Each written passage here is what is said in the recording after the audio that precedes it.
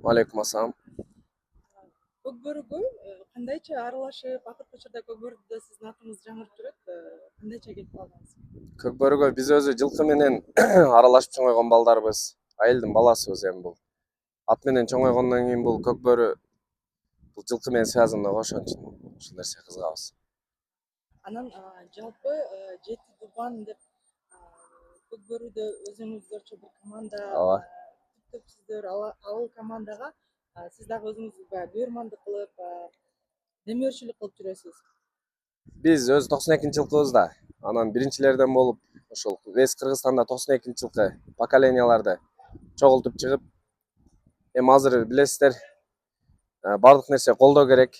Колдоо болсо анан кийин чыгат дегенде ошо биз дагы бир аз көмөк көргөздүк. Ал 7/92 деген бүткүл Кыргызстанда 92 жылкы балдардын атынан чыккан командалардын бири. Көкбөрүдө өзүңүздүн жеке аргымагыңыз барбы? Жок, аргымагым жок. Бирок буюрса пландар бар. Ошо командага жакшы аттарды алып берели деп атабыз.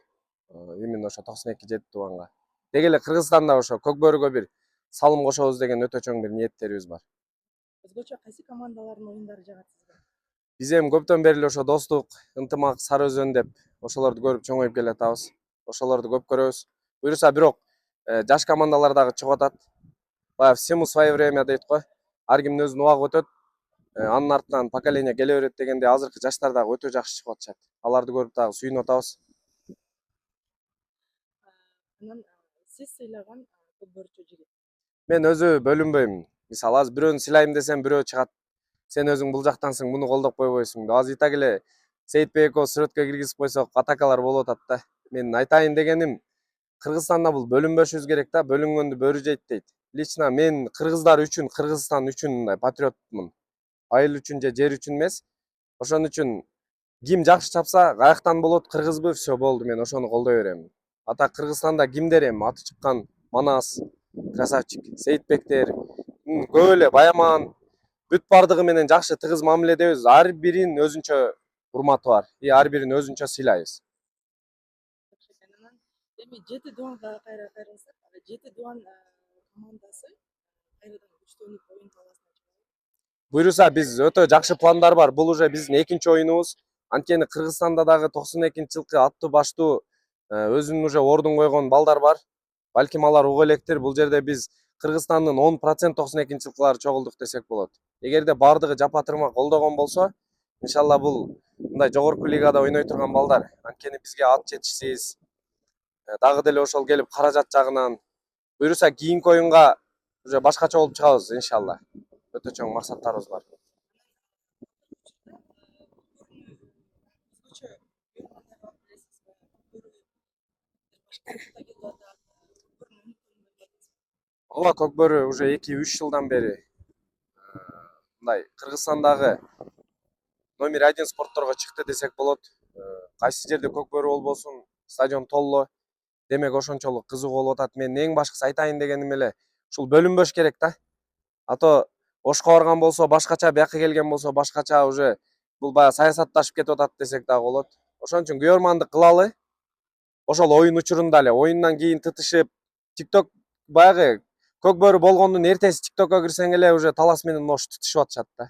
Бул өзү туура эмес нерсе баягы. 1-2-3 интриганттын айынан ушул нерсе болуп атышы мүмкүн, бирок команданы туура колдош керек. Мисалы, мен өзүм Алайданмын. Алайдан команда чыкса, конечно, мен башка жакты колдобой, аны колдойм, бирок ал убактылуу эле да. Андан кийин уже болду. Жеңилдиби? Жеңилди. Жеңди. Ошол менен эле калыш керек.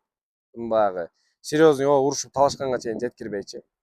Анан баягы чыныгы эркек ат минип, атты сүйүш керек, ат багыш керек деп мындай акчалуу бир бизнес бар, байкелер бар. Ошолорго баягы демөөрчүлүк кылып Көкбөрүгө, жалпы күйөрмандарга айтчу сөзүңүз болсо. Эми бул баягы хадисте деле айтылат го. Ат баккандар өтө жакшы чоң соопко ээ депчи. Бул уже баягы биздин сөзүбүз эмес, бул Алланын сөзү да. Ал нерсени артка кайтаруу да мүмкүн эмес.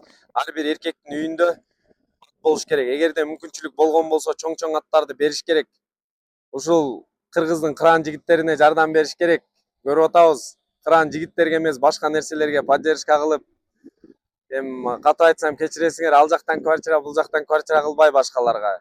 Лично кыргыздын жигиттерине демөөрчү кылалы. Анткени мен 92 жети тубанын балдары келген состояниясын көрдүм да. Даже чынында сарайга акча жок келишти. Демек кызыгышат. Аны ким колдош керек? Аны биз. Ошого өзүбүздү колдобосок, бизди Франциядан келип эч ким колдобойт го дейм. Кыргызымдын сиздерге окшогон патриот мыкты жигиттер көп болсун. Чоң рахмат.